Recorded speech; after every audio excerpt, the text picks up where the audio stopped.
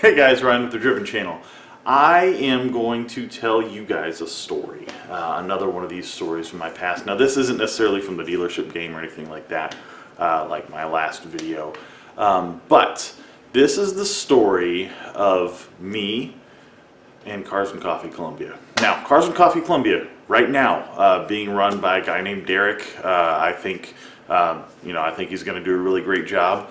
I think that, he's got a lot of work ahead of him to try and sort of bring that back to life from what it originally was, then what it became, and now what I am super hopeful that it's going to be before. If any of you know me, you know that I am a huge proponent of Cars and Coffee events. Craig and Ben out in St. Louis, you guys are the freaking greatest, and I love every event you do. I try and make as many as I can. I can't tell you how many events I've been to out there in St. Louis that you guys have put together. But here in Columbia, I was super excited to try and get something going just like that. Now, a while back, and I don't exactly remember how many months ago or a year or however long it was probably a little less than a year ago. I got involved with the local Cars and Coffee here in Columbia, and basically, good friend of mine, Derek, I've done reviews on his cars. He's been on the channel many times. He was a co-president. So I was like, hey, cool, I know this guy, I can get involved in this. I'm super pumped about Cars and Coffee being in Columbia. I'm super excited about the events that we can put together, and I helped him organize some stuff. I even helped volunteer at a couple of events and things like that. And basically, the guy who was running it at the time, he's no longer in Missouri. He's moved far away. Again, I don't like to talk about names, anything like that, other than the people that I'm good friends with and people that know that. So, but he was sort of running the financial aspect of everything, which wasn't really a big deal. He was always talking about how he was struggling for cash, and I was like, hey, I can help out however I can.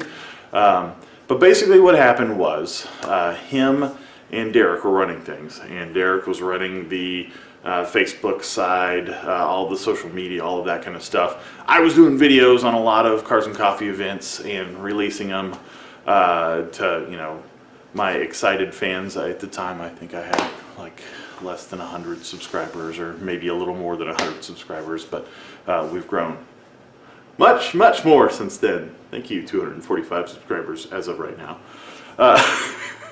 Anyway, so I was doing videos. Everything was great. The first couple events were tremendous. As a matter of fact, I'll put a link to the first big mall event video that we did. It was awesome. There was probably like 150 cars or so.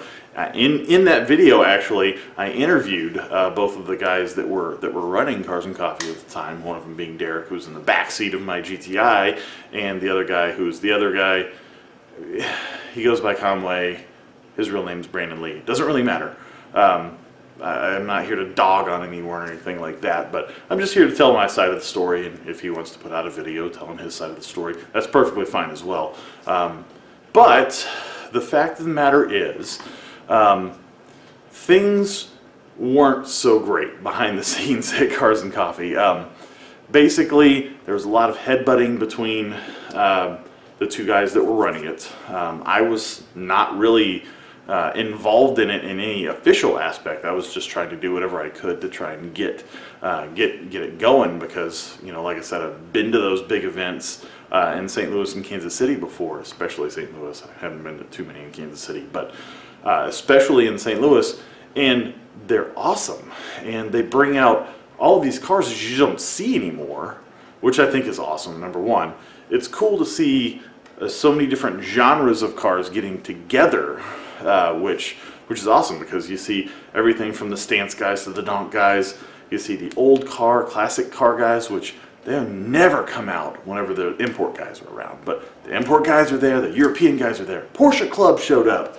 Lots of awesome cars, which the cars are always why I'm in it, but also the people, because these events are held in the morning, basically, traditionally speaking, held in the morning.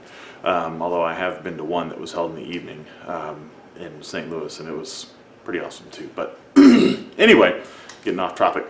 But held in the morning, so everyone's just kind of walking around, everyone's really cool, everyone's friendly with each other, asking questions, answering them, and I just loved it. And but so anyway, so basically what was going on was people were butting heads. They weren't really agreeing on how to run things. I was trying to kind of stay in the background, but I really wanted to help. So me and Derek were like, hey, listen, let's get together and let's have a, sit down meeting. Let's determine who's going to do all this stuff. So we had a meeting. We went to a nice barbecue place here in town, sat down, and I thought we had like literally the most productive meeting. I felt so good after that meeting that, I just couldn't even believe it, because we basically had decided that the best way to run things would be to let me handle videography stuff, which I wasn't even really a part of it, but I was just trying to help out whoever I could and try and mediate things, because I'm a lot older than these two other guys that were running it. So I've actually got business experience. I've done some event stuff of my own that was a fair amount of success. But so anyway, we divvied all the responsibilities up.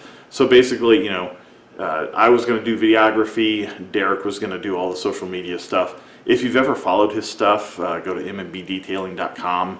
That website is beautiful, and he was building a website for Cars and Coffee Columbia that was also pretty freaking cool.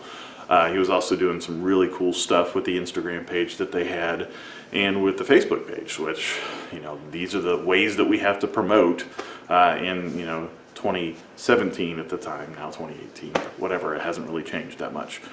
And then the other guy was going to be responsible for, all of the, let's, try and get donations, let's try and get, locations, and he was tremendous at doing that.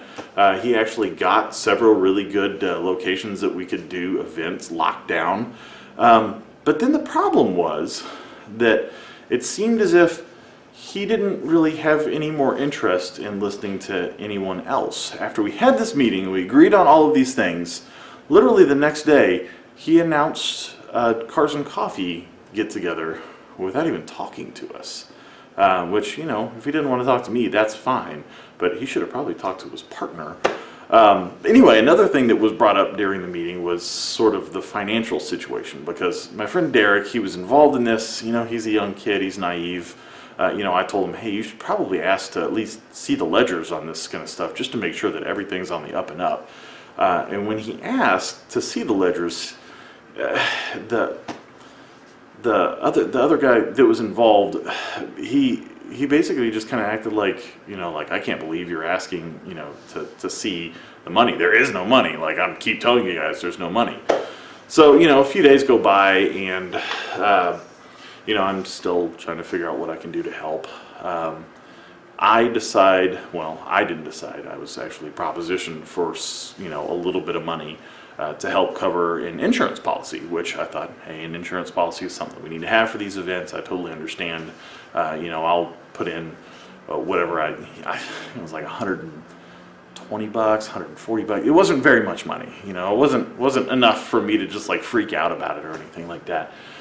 So I ended up PayPaling some money to the guy that was running it, and I didn't think much of it until the next day. Maybe the next day, I don't know, a couple of days later, he started announcing new sponsors, and one of his new sponsors was the insurance lady.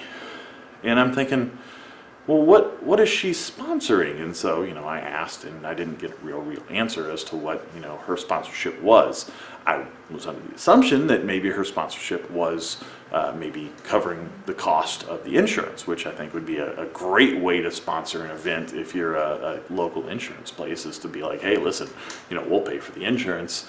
You run the event and run our name, and it was fantastic.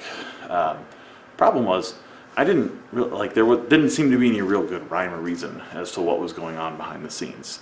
So I got a little leery about everything, and then I was at work one day, and this was when I was at my last job, And my buddy Derek comes walking in, and he's like, hey, you will not freaking believe what I just found out. And he shows me all of this documentation that he's been forcibly removed from the LLC on, you know, the Cars and Coffee, which apparently when you're partners with somebody and somebody else is the lead partner and you're the secondary partner, they could just, boom, you're done, gone. And I just thought that that seemed super, super shady, given the fact that the only thing that he had really done was asked him about the financials. So I'm starting to think to myself, you know, maybe something's going on behind the scenes that I don't want to be involved in. But I still decided not to make any moves. I just stayed in my corner, didn't talk about anything, didn't do anything at all. Well, a few more days later, I'm scrolling through my Facebook like I do every day, like most of us do every day, and I see that the guy that was running Cars and Coffee, now by himself without anyone's help, of course, he's got a nice little credit card in his hand. The credit card says Cars and Coffee, and he's tagged himself at a gas station buying gas, cigarettes, but it doesn't matter what he's buying, but with a credit card in his hand with company money. And I'm thinking, how did he get that company money? And we will never know, because he refused to tell his partner, whenever he was partners with him, what was going on. So that's when I kind of freaked out and I said, hey, I'm pulling out of all of this. I made a video about, you know, who do you trust, or I forget what I named. I deleted all that kind of crap because it was all drama anyway. Which is not really what this video is supposed to be about. I'm just kind of trying to tell my story on it, since things have all died down and nobody really cares about it anymore. Anyway, so yeah, he was spending. In my mind, I gave him money. He put it on a card and started spending it on his own stuff. And I don't know who else gave him money. I'm pretty sure that Derek didn't give him any money. I don't know. He might have. I didn't really ask too many questions about that, but he may have had sponsors giving him money, and he may have been spending that money. He may not have been spending money. It may have all been legit. But the fact was that he was being so super shady about it and not really answering any questions. So yeah, I kind of went off the deep end and flipped out and was all like, this guy who's running this is running it into the ground, blah, blah, blah. Which I want to apologize, folks. I don't normally lose my temper. I did in this particular case, and I think it was mainly, it had almost nothing to do with the money, because trust me, like $100 and something bucks is nothing. Okay, I've got, if anybody who knows me knows how much freaking money I've got in this car. It's like, it's ridiculous. But so like $100 and some bucks wasn't really it. I'd gladly pay 3, 4, 5 times that to make sure that, Cars and Coffee Columbia got off to a good start again. But unfortunately, I probably won't have anything to do with that anymore. Unless the new Derek wants to involve me in some way. I'd be glad to help out however I can. Probably not going to do anything too crazy. I've stopped kind of doing the beautiful videos, because that's not kind of what I'm good at. But anyway, I'll help out in however way I can. And I have donated money to other events that they were involved in and stuff as well, just because it was a good cause. And I believe in good causes, and I believe that the whole reason why Cars and Coffee should be around is to try and bring all of these different car communities together so that we can do good to the community as a whole, instead of just focusing on the cars.